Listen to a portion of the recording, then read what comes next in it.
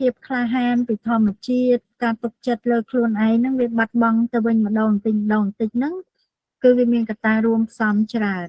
ហើយកត្តាមួយដែលសំខាន់ហ្នឹងគឺបងលើករឿងស្ដីបន្ទោសនឹងឯងណាចឹងអាហ្នឹងជាការមួយសំខាន់មែនតើដែលវាធ្វើឲ្យគេបាត់ទំនុកចិត្តពីខ្លួនឯងម្ដងតិចព្រោះងាកទៅណាក៏បន្ទោសងាកទៅណាក៏ខុសចឹងណាហើយមួយទៀតដែលបងលើកចំណុចដែលថាត្រូវ bully ត្រូវគេផ្អាប់លេងសើចអាហ្នឹងក៏នេះផងបងថាអាហ្នឹងហើយជាមូលហេតុដែលធ្វើឲ្យពួកយើងហ្នឹងមានគេហៅចិត្តសាស្ត្រគេហៅថា insecurity យើងមានអារម្មណ៍អសុវត្ថិភាពរហូតនៅពេលដែលយើងត្រូវគេផ្អាប់ច្រើនណាហើយជាពិសេសអាចំណុចដែលគេផ្អាប់យើងឧទាហរណ៍ដូចខ្ញុំអញ្ចឹងកម្ពស់ទាបហើយត្រូវគេផ្អាប់ហៅទឿហៅអញ្ចឹងចុះអីចឹងណាពាក្យអត់ល្អកាប់ក្មេងអញ្ចឹងទៅខ្ញុំទៅឈប់ក្បែរអ្នកខ្ពស់ខ្ញុំមានអារម្មណ៍អសុវត្ថិភាពមែនតើហើយមានអារម្មណ៍ថាស្អៀនខ្មាស់ខ្លាំងមែនតើកាលពីមុនណាក៏ឥឡូវលែងអីហើយខ្ញុំដោះវាបានហើយប៉ុន្តែខ្ញុំចង់ចែកម្លែកឆ្លងមួយបទពិសោធន៍ខ្ញុំកាលពីក្មេងដែលថាត្រូវគេផ្អាប់រឿងកម្ពស់ហ្នឹងពេលដែលយើងចូលទៅស្ថានភាពអីដែលពាក់ព័ន្ធរឿងហ្នឹងគឺយើងមានអារម្មណ៍អសុវត្ថិភាពហ្មងចាបងចាហើយដូចអ្នកខ្លះសបល់ស្បែកជាងស្អែមអញ្ចឹងទៅតាមពិតសបល់ហ្នឹងស្អាតទៅប៉ុន្តែដោយសារតែផ្នត់គំនិតសង្គមសម្គាល់ថាតើតសបានស្អាតអញ្ចឹងមនុស្សស្រីយើងដែលត្រូវទទួលការប្រអាប់ច្រើនកាលពីក្មេងអារឿងស្បែករឿងសបល់រឿងសម្ផស្សសម្រស់រូបសម្រស់អីហ្នឹងគឺយើងនឹងមាន insecurity រឿងរូបកាយសម្រស់របស់យើងហ្នឹងច្រើនហើយវាឲ្យយើងដេញតាមទៅរកទិញលេលាបអីចឹងទៅដើម្បីឲ្យសដូចគេអញ្ចឹងណាប៉ុន្តែបើយើងមើលថាតើការពិតដែលសច្ចភាពការពិតហ្នឹងតើភាពស្អាតហ្នឹងវានៅលើអីគេបើផ្នែកអឺរ៉ុបគេមានតែគេង5ថ្ងៃដើម្បីឲ្យស្បែកខ្មាស់សបល់ស្អែមដូចយើងតែយើងនេះខំទិញលេលាបដើម្បីឲ្យសដូចគេអញ្ចឹងបានន័យថាការវិនិច្ឆ័យថាអីដែលស្អាតពិតប្រាកដហ្នឹងវានៅលើមនុស្សម្នាក់ឲ្យតម្លៃប៉ុន្តែពេលយើងអត់យល់ហើយយើងអត់បានជួយគ្នាឲ្យស្រឡាញ់អ្វីដែលជាខ្លួនឯងតែយើងប្រអាប់គ្នាសក់កញ្ញាញនេះខ្មៅអីចឹងណាយើងប្រើពាក្យអីអស់ហ្នឹងទៅវាអត់បានជួយប៉ុន្តែវាធ្វើវាបង្កើតការប៉ះទង្គិចផ្លូវចិត្តនៅក្នុងចិត្តហ្នឹងដែលវាមិនមែនជាជំងឺផ្លូវចិត្តធ្ងន់ធ្ងរប៉ុន្តែក៏វាជាឥទ្ធិពលទៅលើការរស់នៅរបស់យើងដែរនៅពេលដែលយើងអត់ស្រឡាញ់ស្បែកខ្លួនឯងយើងត្រូវចាយលុយទិញលេលាបណាចាពេលដែលយើងដូចខ្ញុំអញ្ចឹងត្រូវខំពាក់ដូចជើងកែងចោតឲ្យខ្ពស់ដូចគេហើយឈឺជើងសឹងអីវេទនាឈឺជើងមិនស្រួលណាពាក់ដូចជើងកែងចោតអញ្ចឹងបានន័យថាយើងត្រូវពេលដែលយើងត្រូវទទួលការប្រអាប់ច្រើនហ្នឹងវាមានឥទ្ធិពលអវិជ្ជមានច្រើននៅក្នុងជីវិតរបស់យើងអញ្ចឹងទៅយើងអាចស្រឡាញ់អីដែលជាខ្លួនយើងពិតប្រាកដណាអាហ្នឹងគឺជាឫសគល់ធំមួយទៀតហើយវាធ្វើឲ្យយើងបាត់ភាពជឿជាក់ហើយខ្ញុំធ្លាប់ឮអ្នកខ្លះគាត់និយាយថាដោយសារគាត់ឲ្យតម្លៃទៅលើសម្បល់ស្បែកការផាត់មុខអីអញ្ចឹងទៅគាត់ថាចេញទៅធ្វើការងារបើអត់បានលាបក្រែមគឺដូចអត់មានទំនុកចិត្តហ្មងណាអញ្ចឹងទំនុកចិត្តរបស់គាត់វាភ្ជាប់មួយនឹងរឿងក្រែមម្សៅរឿងអីអញ្ចឹងណាប៉ុន្តែអានេះខ្ញុំអត់រួមបញ្ចូលជាមួយនឹងអ្នកដែលចូលចិត្តអានឹងស្រាប់ពីធម្មជាតិទេណាព្រោះបើយើងចូលចិត្តស្រាប់អត់អីទេប៉ុន្តែអ្វីមួយដែលខ្ញុំឮថាគាត់បាត់ទំនុកចិត្តដោយសារតែអត់មានអាហ្នឹងបានន័យថាវាមានបញ្ហាអីតែបើសិនជាមនុស្សកើតមកស្រឡាញ់ភាពស្រស់ស្អាតស្រឡាញ់ការតុបតែងអញ្ចឹងហ្មងអាហ្នឹងវាមិនមែនជាបញ្ហាណាខ្ញុំចង់ចែកអាពីណាដាច់ពីគ្នាចាអញ្ចឹងអញ្ចឹងមិញខ្ញុំលើកមូលហេតុពីរដែលថា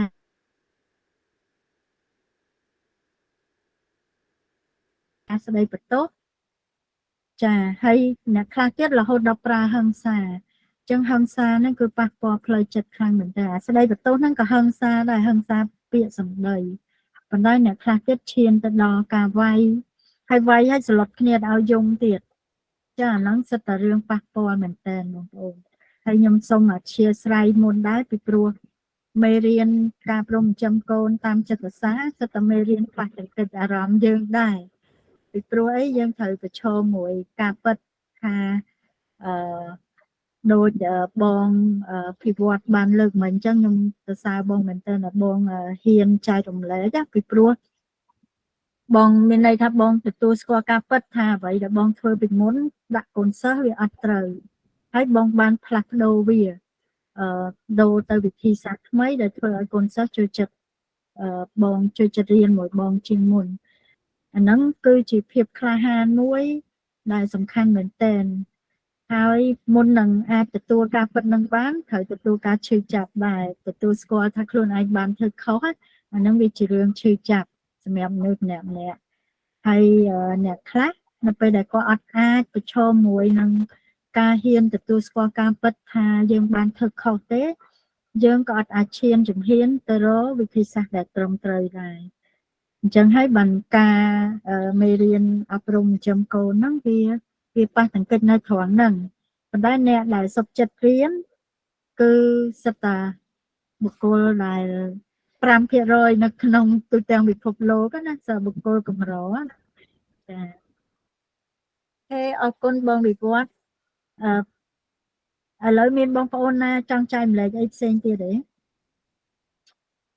មានមូលហេតុអីផ្សេងទៀតដែលបងប្អូនសង្កេតឃើញថាវាមានឥទ្ធិពលធ្វើឲ្យកូនក្មេងបាត់ភាពក្លាហានបាត់ភាពជឿជាក់ខ្លួនឯងតាមបទពិសោធន៍របស់បងប្អូន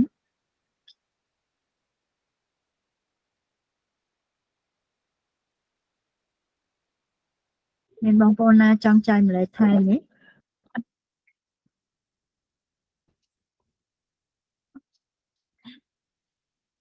បើអត់ទេខ្ញុំចែកម្លែកចំណុចមួយទៀតដែលខ្ញុំគិតថាជាមូលហេតុសំខាន់ហើយប្រហែលជាបងប្អូននៅក្នុងសង្គមអត់សូវបានចាប់អារម្មណ៍ថាវាប៉ះពាល់ទេចាសូម្បីតែយើងជាជនរងគ្រោះនៅក្នុងរឿងទាំងដែរតែយើងបានចាប់អារម្មណ៍ថាហ្នឹងជាមូលហេតុណាគឺជាការដែលយើងប្រៀបធៀបកូនយើងមួយកូនគេចាប្រៀបធៀបកូនថាហើយមើលកូនគេមើលគេខំមើលគេរៀនបកែមើលគេអីចឹងណាហើយចុងកាលពេលដែលខ្ញុំសិក្សាពីរឿងចិត្តសាស្ត្រទៅខ្ញុំឃើញថាការប្រៀបធៀបហ្នឹងវាមិនមែនសិតតែអាក្រក់ទេហើយចេតនារបស់ឪពុកម្ដាយក្នុងការប្រៀបធៀបក៏ជាចេតនាល្អដែរដោយសារតែឪពុកម្ដាយសម្គាល់ថាការប្រៀបធៀបជួយឲ្យកូនខំប្រឹងចាប៉ុន្តែគាត់អត់បានដឹងផលប៉ះពាល់ផ្នែកអវិជ្ជមានមួយទៀតវាអាចមានផលវិជ្ជមានក្នុងករណីខ្លះប៉ុន្តែវាប្រហែលជាមិនគ្រប់ករណីទេព្រោះកូនអ្នកខុសគ្នាចរិតខុសគ្នាអ្នកខ្លះគាត់រីកចម្រើនដោយសារតែគាត់ទទួលការប្រៀបធៀបនឹងហើយឈឺចាប់ភាពឈឺចាប់នឹងរុញគាត់ឲ្យគាត់ជោគជ័យប៉ុន្តែអតិពលខ្លះទៀតករណីខ្លះទៀតវាមានអតិពលប្រច្រាស់មកវិញនៅពេលដែលយើងទទួលការប្រៀបធៀបអញ្ចឹងយើងមានអារម្មណ៍ថាអយុត្តិធម៌យើងអាចនឹងមានការបាក់ទឹកចិត្តណា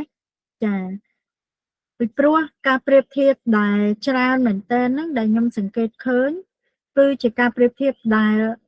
អត់ត្រឹមត្រូវហ្នឹងមានន័យថាម៉េចមានន័យថាទី1យើងអត់បងប្អូនដោយសារបងប្អូនអត់ដែរដឹងរឿងហ្នឹងបងប្អូនអត់ដឹងថាមនុស្សពីរនាក់អាចមានទេពកោសល្យខុសគ្នាអញ្ចឹងជួនកាលអ្វីដែលយើងរុញកូនយើងឲ្យទៅរៀនហ្នឹងវាមិនចំទេពកោសល្យរបស់គ្នាទេអញ្ចឹងទៅគ្នារៀនខ្សោយឧទាហរណ៍រៀនមុខវិជ្ជាគណិតចុះ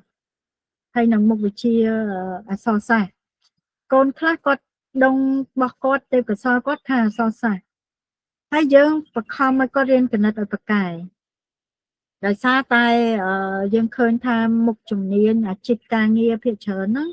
គណិតដូចជាមានសក្តានុពលច្រើនអីចឹងណាហើយខ្ញុំឃើញថា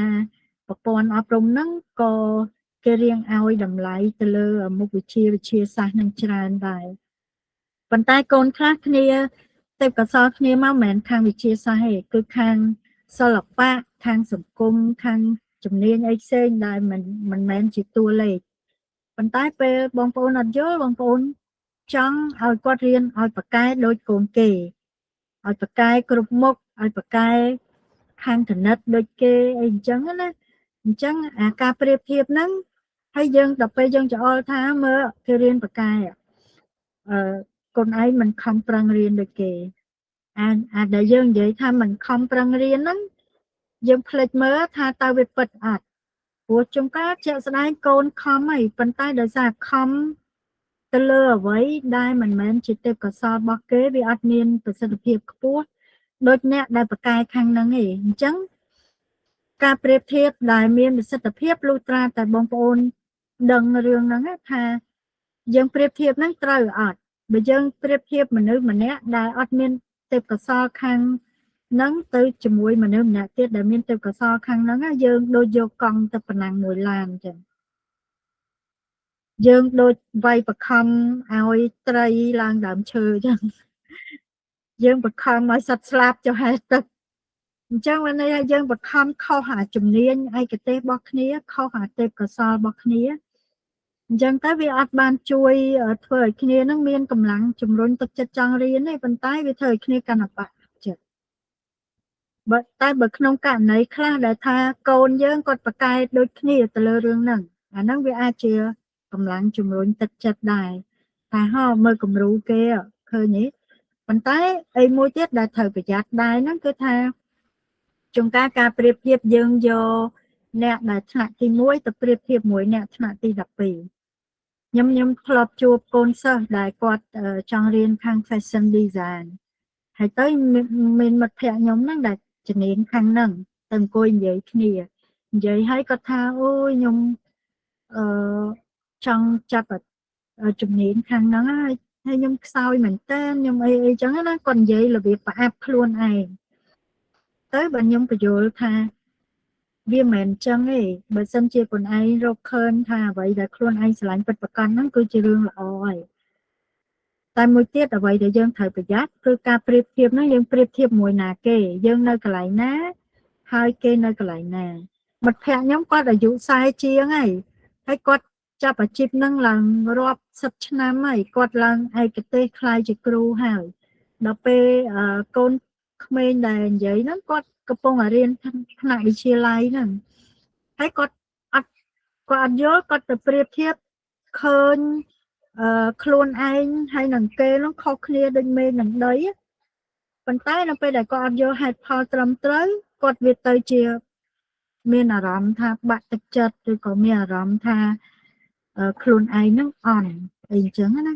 តាមពិតគាត់នឹងអាចទៅដល់នឹងដូចគ្នាគ្រាន់តែថាគាត់ត្រូវការពេល10-20ឆ្នាំដើម្បីកសាងអភិវឌ្ឍខ្លួនឯងទៅលើជំនាញអាជីពការងារហ្នឹង